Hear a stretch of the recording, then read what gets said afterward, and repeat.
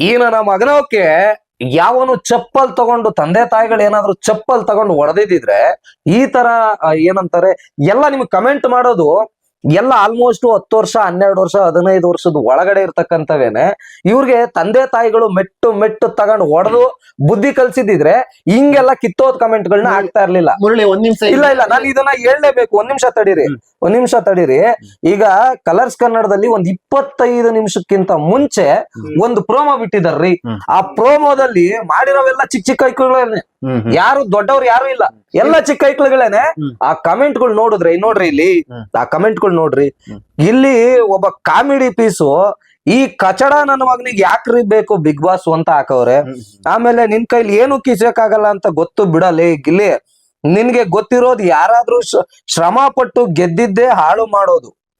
ಸುದೀಪ್ ಬೆಂಬಲ ಇರುವಾಗ ಅವನ್ ಆಡಿದ್ದೆ ಆಟ ಅವನನ್ನೇ ಗೆಲ್ಲಿಸ್ಬೇಕು ಅಂತ ಬಿಗ್ ಬಾಸ್ ಸುದೀಪ್ ಸರ್ ತೀರ್ಮಾನ ಮಾಡಿದ ಮೇಲೆ ಯಾರು ಏನ್ ಮಾಡಕ್ ಆಗತ್ತೆ ಅಂದ್ರೆ ಈ ಕಚಡ ನನ್ನ ಮಗನ ಯಾರಿದು ರುದ್ರಮುನಿ ಅಂತ ಯಾರನೋ ಓಕೆನಾ. ಇವ್ನ್ಗೆ ಏನಪ್ಪ ಅಂತಂದ್ರೆ ಅಲ್ಲ ಬಿಟಾಕಿ ಇವ್ನ್ಗೆ ಇವ್ನ್ ಈ ತರ ಮಾಡೋನಲ್ಲ ಸುದೀಪ್ ಅವ್ರ ಏನಾದ್ರು ಇವ್ನಿಗೆ ಕಿವಿಗ್ ಬಂದ್ ಹೇಳಿದ್ರೇನ್ರಿ? ಕಿವಿಗ್ ಬಂದ್ ಹೇಳಿದ್ರೇನ್ರಿ? ಅದಾದ್ಮೇಲೆ ಅತಿ ಆಯ್ತು ಗಿಲ್ಲಿ. ಇದು ಖಂಡಿತ ಗಿಲ್ಲಿ ಗೆಲ್ಲಲ್ಲ. ಯಾಕೆಂದ್ರೆ ಮಾತು ಮನೆ ಕೆಡಿಸ್ತು, ತೂತು ಮನೆ ಒಲೆ ಕೆಡಿಸ್ತು ಅಂತ ಅನ್ಬಿಟ್ಟು ಗಾದೆನೇ ಇದೆ. ಇವನು ಹಂಗೆ ಮಾಡ್ತಾ ಇದ್ದಾನೆ ಗಿಲ್ಲಿ ಅಂತ ಅನ್ಬಿಟ್ಟು ಹಾಕೊಂಡೆ ಯಾರೊಬ್ರು. ಆಮೇಲೆ ಗಿಲ್ಲಿ ಯಾವ ಗೇಮ್ ಸರಿಯಾಗಿ ಆಡಿಲ್ಲ, ಯಾವ ಗೇಮ್ನು ಸರಿಯಾಗಿ ಆಡಿಲ್ಲ ಗಿಲ್ಲಿ ಅಂತ. ಆಮೇಲೆ ಉತ್ತರ ಕುಮಾರನ ಪೌರುಷ ಒಲೆ ಮೇಲೆ ಒಲೆ ಮುಂದೆ ಕಾವು ಮುಂದೆ ಅಷ್ಟೇನೆ. ಮಾತು ಮನೆ ಕೆಡಿಸ್ತು, ತೂತು ಒಲೆ ಕೆಡಿಸ್ತು, ಬರೀ ಮಾತಿನ ಮಲ್ಲ ಅಷ್ಟೇ ಇವನು ಅಂತ ಹಾಕವ್ರೆ.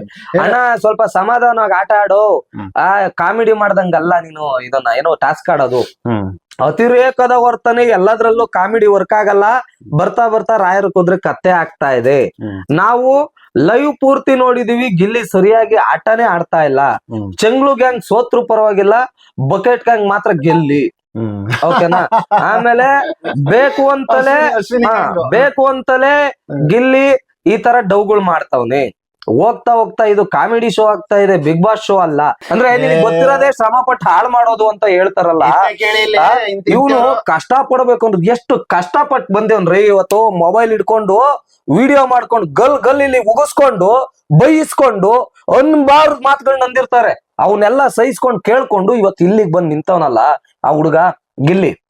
ಅವನ ಬಗ್ಗೆ ಈ ತರ ಮಾತಾಡ್ತಾರಲ್ಲ, ಅದ್ರ ಬಗ್ಗೆ ನೀವ್ ಹೇಳಿ. ನೋಡಿ, ಆಕ್ಚುಲಿ ಇದು ಏನ್ ವಿಚಾರಕ್ಕೆ ಬಂದಿರೋದು ಅಂತ ಹೇಳ್ಬಿಟ್ಟು ನಾನು, ನೀವು ನೋಡಿರ್ಬಹುದು ಇವಾಗ 7 ಜನ ನಾಮಿನೇಟ್ ಗೆ ಇವಾಗ ಇವ್ರು ಮಾಡೋರು 7 ಜನರ ನಾಮಿನೇಟ್ ಅನ್ನ ಮಾಡಿದ್ದಾರೆ.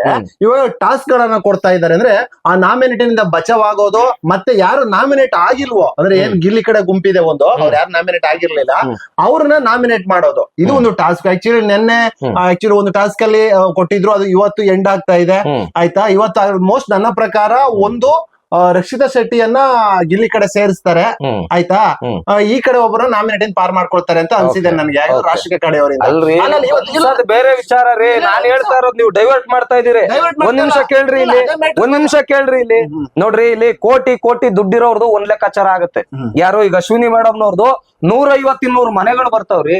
ಅವ್ರಿಗೇನ್ ಬಿಗ್ ಬಾಸ್ ಅವಶ್ಯಕತೆನೇ ಇಲ್ಲ. ಆಯಮ್ಮ ಹೇಳ್ತಾ ಇರ್ತಾರಲ್ಲ, ಆಯಮ್ಮ ನೆನೆ 100 ಸಿನಿಮಾ ಮಾಡಿದೀನಿ ನಾನು, 100 ಸಿನಿಮಾನಾದ್ರೂ ಮಾಡಿರ್ಲಿ, 200 ಸಿನಿಮಾನಾದ್ರೂ ಮಾಡಿರ್ಲಿ, ಕೋಟಿ ಕೊಳಿತಾ ಐತೆ, ಯಾರೋ ಒಬ್ರು ಸೇರಿಸ್ಕೊಂಡ್ಬಿಡ್ತಾರೆ. ಆದ್ರೆ ಗಿಲ್ಲಿ ಅಂತವ್ನ ಯಾರನ್ರಿ ಸೇರಿಸ್ಕೊಂತಾರೆ? ಅವ್ನಿಗೆ ಟ್ಯಾಲೆಂಟ್ ಇಲ್ಲ ಅಂದ್ರೆ ಯಾವನ್ರಿ ಸೇರಿಸ್ಕೊಂತಾರೆ? ಸತ್ಯವಾದ ಮಾತು. ಆಕ್ಚುಲಿ ಇವಾಗ ಈಗ ಒಂದು ಪ್ರೊಮೋ ಬಿಟ್ಟಿರೋದ್ರಲ್ಲಿ ಏನಿದೆ ಅಂತಂದ್ರೆ, ಇಲ್ಲಿ ಆಟ ಆಡೋಕೆ ತಮ್ಮ ಕಡೆಯಿಂದ ಯಾರನ್ನ ಬೇಕಾದ್ರೂ ಕಳಿಸಬಹುದು. ಆದ್ರೆ ಕಳೆದ ಬಾರಿ ಆಕ್ಚುಲಿ ಫಸ್ಟ್ ಟಾಸ್ಕ್ ಅಲ್ಲಿ ಗಿಲ್ಲಿಯನ್ನ ಕಳಿಸಿರ್ಲಿಲ್ಲ, ಯಾಕಂದ್ರೆ ಸ್ಟ್ರಾಂಗ್ ಆಗಿಲ್ಲ ಅವನು. ಹಂಗಾಗಿ ಅವ್ನು ಬೇಡ ಅನ್ಬಿಟ್ಟು ಅವ್ನ ಇಟ್ಕೊಂಡಿದ್ರು. ಆದ್ರೆ ಈ 2ನೇ ಟಾಸ್ಕ್ ಅಲ್ಲಿ ಆಕ್ಚುಲಿ ಗಿಲ್ಲಿಯನ್ನ ಕಳಿಸಿದಾರೆ. ಪ್ರೋಮೋದಲ್ಲಿ ಅವ್ನು ನೋಡಿದ್ವಿ. ಕಳ್ಸಿದ್ಮೇಲೆ ಏನ್ ಮಾಡ್ತಾನೆ, ಆತ ಸರಿಯಾಗಿ ಆಡಿಲ್ಲ. ಅವನು ಹೇಳ್ಕತ್ತಾನೆ, ನಂದೇ ಏನೋ ಸರಿ ಇಲ್ಲ, ನನ್ನಲ್ಲಿ ಏನೋ ಪ್ರಾಬ್ಲಮ್ ಇದೆಯೇನೋ ಅಂತ ಹೇಳ್ಕತ್ತಾನೆ ಅವನು. ಆಮೇಲೆ ಆಕ್ಚುಲಿ ಇದಕ್ಕೆ ಆಲ್ಮೋಸ್ಟ್ ಈಗ ಅವನು ಅದನ್ನ ಹೇಳ್ತಾರೆ, ಈಗ ನಾವು ಇದು ಆಟದಲ್ಲಿ ಸೋತೋಗ್ಬಿಟ್ವಿ, ನಾವು ಇನ್ಮೇಲೆ ಏನ್ ಮಾಡ್ತಾರೆ ಅಂದ್ರೆ ನಮ್ಮಲ್ಲೇ ಇದ್ ಮಾಡಿ ನನ್ನನ್ನೇ ಆಕ್ಚುಲಿ ಅವ್ರ ಕಡೆ ಕಳಿಸ್ಬಿಡ್ತಾರೆ. ನನಗೆ ಗೊತ್ತಿದೆ. ನಾನ್ ಮಾತಾಡ್ತಾ ಇರೋ ಟಾಪಿಕ್ ಏನ್ ಹೇಳಿ, ಏನ್ರ ಬಗ್ಗೆ ಹೇಳಿ. ಗೊತ್ತಾಯ್ತು. ನಾನ್ ಮಾತಾಡ್ತಾ ಇರೋ ಟಾಪಿಕ್ ವಾಟ್ ಎವರ್ ಅಲ್ಲಿ ಒಳಗಡೆ ಏನಾಗುತ್ತೆ ಇವತ್ತು ಸಾಯಂಕಾಲ ಕುತ್ಕೊಂಡು ನೋಡ್ತೀವಿ, ಅದು ಒಂದ್ ಕಡೆಗೆ. ಅರ್ಥ ಆಗ್ತಾಯ್ತಾ? ಈಗ ಪ್ರೋಮೋ 24-25 ನಿಮಿಷದ ಹಿಂದೆ ಬಿಟ್ಟವ್ರೆ. ಆ ಹಿಂದೆಗಡೆ ಬಿಟ್ಟಿರೋದು ಯಾರಾದ್ರೂ ಅದೇನು ಅಂತಾರಲ್ಲ, ಈ PR ಒಗಳು ಅಂದ್ರೆ ಅದಕ್ಕೆ ಏನಾದ್ರು ಸಪರೇಟ್ ಆಗಿ ಬಿಗ್ ಬಾಸ್ ಗೆ ಹೋಗುವಂತ ಕಂಟೆಸ್ಟೆಂಟ್ ಗಳಿಗೆ ಸಪರೇಟ್ PR ಒಗಳು ಇರ್ತಾರ ಅಂತ. ಯಾಕೆ ಈ ಮಾತು ಬರ್ತಾ ಐತೆ ಅಂದ್ರೆ, ನೋಡಿ 25 ನಿಮಿಷದ ಹಿಂದೆ ಹಾಕಿರೋದು, ಅದರಲ್ಲಿ 90% ಗಿಲ್ಲಿ ನೆಗೆಟಿವ್ ಆಗಿ ಕಮೆಂಟ್ ಹಾಕೋರು. ಹೌದೌದು 90% ರೀ, 90% ಕಮೆಂಟ್ಗಳನ್ನ ಎಲ್ಲ ಕಚಡ ನನ್ ಮಗ, ಕಂತಾನು ಇಂತನು ಏನೋ, ಮತ್ತೆ ಇವನಿಗೆ ಕಾಮಿಡಿ ಬಿಟ್ರೆ ಬೇರೆ ಏನು ಬರಲ್ಲ, ಅದಕ್ಕೆ ಆಟಗಳಲ್ಲಿ ಹಿಂಗ ಆಡ್ತಾವನೆ, ಡಮ್ಮಿ ನನ್ ಮಗ, ಡಮ್ಮಿ ಪೀಸು, ಇವನ್ ಗೆದ್ದಿರೋರ್ನ ಬರೀ ಹಾಳ್ ಮಾಡೋದೇ ಇನ್ ಕೆಲ್ಸ, ಅಲ್ಲಿ ಇಲ್ಲಿ ಕೊದ್ಕೊಂಡ್ ತಿಂತಾನೆ, ಬರೀ ಬನಿಯನ್ ಹಾಕೊಂಡ್ ಓಡಾಡ್ತಾನೆ, ಇಂತ ಕಮೆಂಟ್ಗಳು ಮಾಡ್ತಾವ್ರಲ್ಲ, ಮಾನ ಮರ್ಯಾದೆ ಬೇಡ. ಕಮೆಂಟ್ ಮಾಡಕ್ ಏನ್ ಕಾರಣ ಅಂದ್ರೆ, ಒಂದು ಈ 2ನೇ ಟಾಸ್ಕ್ ಅಲ್ಲಿ ಆಕ್ಚುಲಿ ಗಿಲ್ಲಿ ಸೋತಿದ್ದಾನೆ ಅಂತ ಕಾಣಿಸ್ತಾ ಇದೆ. ಆಯ್ತಾ, ಈ ಸೋತಿರೋದ್ರಿಂದ ಏನಾಗುತ್ತೆ, ಇವಾಗ ಅವರು 7 ಜನ ನಾಮಿನೇಟ್ ಆಗಿದ್ರಲ್ವಾ, ಫಸ್ಟ್ನೇ ಟಾಸ್ಕ್ ಅಲ್ಲಿ 6 ಜನ ಮಾಡ್ಕೊಂಡಿರ್ತಾರೆ, ಈ 2ನೇ ಟಾಸ್ಕ್ ಅಲ್ಲಿ ಗಿಲ್ಲಿ ಏನಾದ್ರು ಸೋತಿದ್ರೆ ಅವ್ರು 5 ಜನ ನಾಮಿನೇಟ್ ಮಾಡ್ಕೊಂಡಿರ್ತಾರೆ, ಅಂದ್ರೆ ಇಬ್ರು ಮೈನಸ್ ಆಗಿರ್ತಾರೆ, ಇವ್ರ ಕಡೆಯಿಂದ ಇಬ್ಬರನ್ನ ನಾಮಿನೇಟ್ ಮಾಡಿರ್ತಾರೆ. ಮೋಸ್ಟ್ಲಿ ಗಿಲ್ಲಿನೂ ನಾಮಿನೇಟ್ ಮಾಡಿರ್ಬೋದು, ಇವರೆಲ್ಲ ಟಾರ್ಗೆಟ್ ಮಾಡಿ, ರಾಶಿಕಾ ಕಡೆಯವರು, ರಾಶಿಕಾ, ಅಶ್ವಿನಿ ಗೌಡ, ರಿಷಾ ಇವರೆಲ್ಲ ಟಾರ್ಗೆಟ್ ಮಾಡಿ ಅವ್ರನ್ನ ನಾಮಿನೇಟ್ ಮಾಡಿ. ಮಾಡ್ಲಿ ಸ್ವಾಮಿ, ಒಂದ್ ಪ್ರಾಬ್ಲಮ್ ಏನಾಗಿದೆ, ಮಾಡ್ಲಿ ರೀ. ನಾನ್ ಹೇಳ್ತಾ ಇರೋದು ಬಡವ್ರ ಮಕ್ಳಿಗೆ ಯಾಕ್ರಿ ಹೊಟ್ಟೆ ಮೇಲೆ ಹೊಡಿಬೇಕು? ನಾನ್ ಹೇಳ್ತಾ ಇರೋದು ಅಲ್ಲಿ ಆಟದಲ್ಲಿ ಮಾಡ್ತಾರ, ನಾಮಿನೇಟ್ ಆದ್ರೂ ಮಾಡ್ಕೊಂಡ್ಲಿ, ಇನ್ನೊಂದ್ ಮಾಡ್ಕೊಂಡ್ಲಿ, ಮತ್ತೊಂದ್ ಮಾಡ್ಕೊಂಡ್ಲಿ, ಇವನ್ ಆಟ ಚೆನ್ನಾಗ್ ಆಡ್ತಾ ಇಲ್ಲ ಅಂತಂದ್ರೆ ಅಲ್ಲಿ ನಾಮಿನೇಟ್ ಮಾಡೋದು ಓಕೆ. ನೀವು ಬೇಡ ಕಮೆಂಟ್ ಹಾಕ್ತೀರಾ, ನಿಮ್ಮ ಮೊಬೈಲು ನಿಮ್ ಇಷ್ಟ ಅಂದ್ರಪ್ಪ. ನಾನ್ ಹೇಳ್ತಾ ಇರೋದು ಅರ್ಥ ಮಾಡ್ಕೊಳ್ರಿ. ಆದ್ರೆ ಹೋಗಿ ಬಂದು ಬಡವ್ರ ಮಕ್ಳು ಹೊಟ್ಟೆ ಮೇಲೆ ಯಾಕೆ ಹೊಡಿತಾ ಇದ್ದೀರಿ ಅನ್ನೋದು ನನ್ನ ಪ್ರಶ್ನೆ. ಈಗ ಮಾತೆತ್ತಿದ್ರೆ ಗಿಲ್ಲಿ ವಿಚಾರಕ್ಕೆ ಬರ್ತಾರೆ, ಗಿಲ್ಲಿ ಏನಾದ್ರು ಒಂದ್ ಆಡಿದ್ರೆ ಸಾಕು ಅಲ್ಲಿ ಬ್ಯಾಡ್ ಕಮೆಂಟ್ ಹಾಕಿರ್ತಾರೆ.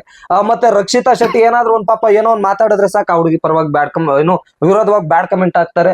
ಅಂದ್ರೆ ರಕ್ಷಿತಾ ಗಿಲ್ಲಿನ ಬ್ಯಾಡ್ ಆಗಿ ಪೋರ್ಟ್ರೇ ಮಾಡ್ಬೇಕು ಅಂತ ಏನಾದ್ರು ಕೆಲವು PR ಗಳು ಉಟ್ಕೊಂಡ್ಬಿಟ್ಟವ್ರ ಅಂತ. ಇಲ್ಲ, ಪಾಯಿಂಟ್ ಔಟ್ ಮಾಡಿರೋದು ಸರಿ ಇದೆ. ಆದ್ರೆ ಇಲ್ಲಿ ಜನ ಯಾಕೆ ಒಂದ್ ಸ್ವಲ್ಪ ರೊಚ್ಚಿಗೆದ್ದಿರೋದು ಅಂತಂದ್ರೆ ಕಾರಣ ನೀವು ನೋಡಬಹುದು, ಗಿಲ್ಲಿ ಅವರು ಸ್ಟಾರ್ಟಿಂಗ್ ಇಂದ ಜನ ಸಪೋರ್ಟ್ ಮಾಡ್ಕೊಂಡ್ ಬಂದಿದ್ದಾರೆ.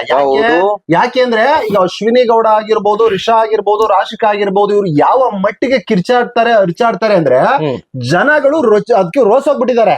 ಆಯ್ತಾ, ರೋಸ್ ಹೋಗ್ಬಿಟ್ಟಿದ್ದಾರೆ. ಆದ್ರೆ ಗಿಲ್ಲಿ ಅಂತ ಕಿರ್ಚಾಡೋರ್ ಮಧ್ಯನೋ ಒಂದು ಕಾಮಿಡಿಯಾಗಿ ಲಾಸ್ಟ್ ಗೆ ಒಂದು ಕಾಮಿಡಿಯಾಗಿ ಎಂಡ್ ಮಾಡ್ತಾನಲ್ವಾ, ಅದಕ್ಕೆ ಜನ ಆಕ್ಚುಲಿ ಇವನನ್ನ ಮೆಚ್ಕೊಂಡಿದ್ರು. ಅದೊಂದು ಅದ್ಭುತವಾದ ಕಲೆ ಇದೆ. ಆಯ್ತಾ, ಅದ್ಭುತವಾದ ಕಲೆ ಇದೆ ಅದು. ಎಂತ ಸಿಚುವೇಶನ್, ಹೊಡೆದಾಟದ ಸಿಚುವೇಶನ್ ಬಂದ್ರು ಅಂದ್ಬಿಟ್ಟು ಕಾಮಿಡಿ ಮಾಡ್ಬಿಟ್ಟು ಅದನ್ನ ಆ ಒಂದು ಸಿಚುವೇಶನ್ ಇಂದ ಹೊರಗಡೆ ಹೋಗೋದು ನಮ್ಗೆ ಚೆನ್ನಾಗ್ ಗೊತ್ತಿದೆ. ಆಯ್ತಾ, ಅಂತ ಕಲೆಗಾರನ್ನ ಆಕ್ಚುಲಿ ಇಡೀ ಕರ್ನಾಟಕದ ಜನ ಮೆಚ್ಕೊಂಡಿದ್ರು. ಇವಾಗ ಏನಾಗ್ಬಿಟ್ಟಿದೆ, ಆಕ್ಚುಲಿ ಈ ಟಾಸ್ಕ್ ಅಲ್ಲಿ ಸೋತಿದಾನಲ್ವಾ, ಸೋತಿರೋದ್ರಿಂದ ಜನಗಳಿಗೆ ಏನಂತ ಅನಿಸ್ತಾ ಇದೆ, ಫಸ್ಟ್ ಇಂದು ಟಾಸ್ಕ್ ಗಳು ಸರಿಯಾಗಿ ಆಡಿಲ್ಲ ಯಾರು, ನಮ್ಮ ಗಿಲ್ಲಿ ನಟ. ಆಲ್ಮೋಸ್ಟ್ ಯಾವ ಎಲ್ಲ ಅವ್ನು ಮಾಡಿರ್ತಕ್ಕಂತ ಟಾಸ್ಕ್ ಗಳ ಆಲ್ಮೋಸ್ಟ್ ಸೋತಿದ್ದಾನೆ, ಇಲ್ಲಾಂದ್ರೆ ಏನೋ ಕಾಮಿಡಿ ಮಾಡ್ಕೊಂಡು ಫನ್ ಮಾಡ್ಕೊಂಡು ಅವ್ರ ಗ್ರೂಪ್ ಅನ್ನೇ ಸೋಲ್ಸೋದು ಇದೆಲ್ಲವನ್ನು ಕೂಡ ಮಾಡಿದಾನೆ.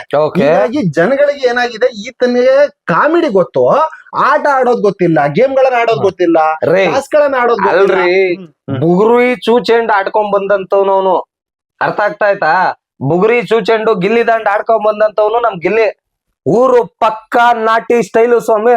ನೋಡಿ, ಗೋಲಿ ಬುಗುರಿ ಚೂಚೆಂಡ್ ಆಡ್ಕೊಂಡ್ ಬಂದಿರೋನವನು, ಅರ್ಥ ಆಯ್ತಾ? ಸೊ ಅವನಿಗೆ ಇದು ಯಾವ ದೊಡ್ಡ ವಿಷಯನೇ ಅಲ್ಲ. ಅವನ್ ಇನ್ನು ಇಳದೇ ಇಲ್ಲ ಆಟಕ್ಕೆ. ಇಲ್ಲಿ ಕಾಮಿಡಿ ಮಾಡ್ತಾ ಇರೋದಕ್ಕೆ ತಡ್ಕೊಳಕ್ ಆಗದೆ ಉರ್ಕೊಂಡ್ ಸಾಯ್ತಾವ್ರೆ. ಅರ್ಥ ಆಗ್ತಾ ಆಯ್ತಾ ನಿಮ್ಗೆ? ಕಾಮಿಡಿ ಮಾಡ್ತಾ ಇರೋದಕ್ಕೇನೆ. ಅಕಸ್ಮಾತ್ ಅವನೇನಾದ್ರು ಆಟಕ್ಕೆ ಇಳಿದು ಬಿಟ್ಟ ಅಂತಂದ್ರೆ ಇರ್ತಾರೇನ್ರಿ ಬಿಗ್ ಬಾಸ್ ಮನೆಯಲ್ಲಿ? ಇರ್ತಾರೇನ್ರಿ ಸ್ವಾಮಿ?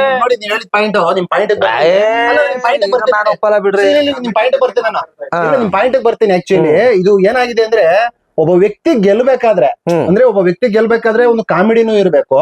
ಈ ರೀತಿ ಒಂದು ಕಷ್ಟಕರ ಒಂದು ಸನ್ನಿವೇಶದಲ್ಲಿ ಕಾಮಿಡಿಯಾಗಿ ತಗೊಂಡು ಅದನ್ನ ಆ ಒಂದು ಸಿಚುವೇಶನ್ ಬದಲಾವಣೆ ಮಾಡುವಂತ ಟ್ಯಾಲೆಂಟ್ ಇರ್ಬೇಕು ಒಂದು. ಇನ್ನೊಂದು ಗೇಮ್ ಗಳಲ್ಲಿ ಆಟ ಆಡಿ ಗೆಲ್ಲುವಂತ ಟ್ಯಾಲೆಂಟ್ ಇರ್ಬೇಕು. ಇದಕ್ಕೆ ಉದಾಹರಣೆ ಅಂದ್ರೆ, ನೀವು ಕಳೆದ ಬಾರಿ ನಮ್ಮ ಹನುಮಂತ ಅವರ ನೋಡಿದ್ರಿ. ಹನುಮಂತು ಇವ್ರದ ರೀತಿನೇ ಪೆದ್ದ ಒಂಥರ ಮುಗ್ದನ್ ತರ ಆ ರೀತಿ ಎಲ್ಲ ಮಾತಾಡ್ತಾ ಇದ್ದ. ಕಾನ್ಸೆಪ್ಟ್ ಡೈವರ್ಟ್ ಆಗ್ತಾ ಇದೆ. ನಾನು ಹೇಳದ್ ಕೇಳ್ರಿ ಇಲ್ಲಿ, ನಾನು ಹೇಳದ್ ಒಂದ್ ನಿಮಿಷ ಕೇಳ್ರಿ. ಏನ್ ಗೊತ್ತಾ, ಇಲ್ಲಿ ನನ್ನ ಟಾಪಿಕ್ ಇಷ್ಟೇ. ಕಾಮೆಂಟ್ ಈಗ 25 ನಿಮಿಷದಿಂದ ಈ ವಿಡಿಯೋ ಏನ್ ಮಾಡವ್ರೆ, ಅದ್ರಲ್ಲಿ ಬ್ಯಾಡ್ ಆಗಿ ತುಂಬಾ ಜನ ಕಮೆಂಟ್ ಮಾಡ್ತಾವ್ರೆ. ನಾನ್ ಹೇಳೋದು ಓಕೆನಾ, ಯಾವಾಗ ಒಂದ್ ಕಮೆಂಟ್ ಮಾಡ್ತಾವನಲ್ಲ, ಎಲ್ಲನ 8, 10, 15 ವರ್ಷದ ಒಳಗಡೆ ಇರ್ತಕ್ಕಂತ ಮಕ್ಳುಗಳು. ಈ ಮಕ್ಳುಗಳಿಗೆ ಭವಿಷ್ಯ ಐತೆ. ತಿಕಾ ಮುಚ್ಕೊಂಡು ಅಚ್ಕಟ್ಟಾಗಿ ಓದ್ಕೊಂಡು ಬರ್ಕೊಂಡು ನಿಮ್ ಮನೆ ಸಂಸಾರ ಏನೈತೆ, ನಿಮ್ ಅಪ್ಪ ಅಮ್ಮ ಏನ್ ಕಷ್ಟ ಪಡ್ತಾವ್ರೆ ಆ ಕಡೆಗ್ ನೋಡೋದ್ರ ಕಡೆ ಗಮನ ಕೊಡಿ. ಇಲ್ವಾ ನಿಂತ್ಕೊಂಡ್ ಮಾತಾಡ್ತೀರಾ, ನೀವ್ ಎಲ್ಲಿದ್ದೀರಾ ಹೇಳ್ರಿ, ಅಲ್ಲಿಗೆ ನಾವು ಬರ್ತೀವಿ, ಮೈಕ್ ಹಿಡ್ಕೊಂಡ್ ಮಾತಾಡಿಸ್ತೀವಿ. ಅದನ್ನು ಬಿಟ್ಬಿಟ್ಟು ಅಪ್ಪ ಅಮ್ಮನ ಮೊಬೈಲ್ ಐತೆ, ನಾವ್ ಏನ್ ಮಾಡಿದ್ರು ಕೇಳೋರಿಲ್ಲ. ಅಲ್ರಿ ನೋಡ್ರಿ, ಇಲ್ಲಿ ಕಮೆಂಟ್ ಮಾಡಿರೋದ್ ನೋಡ್ರಿ, ಇಲ್ಲಿ ಫಿಲ್ಟರ್ ಮಾಡಿ ನಿಮ್ಗೆ ಹೇಳ್ತಾ ಇರೋದು ನೋಡಿ, ಫಿಲ್ಟರ್ ಮಾಡಿ ನಿಮ್ಗೆ ಹೇಳ್ತಾ ಇದ್ದೀವಿ.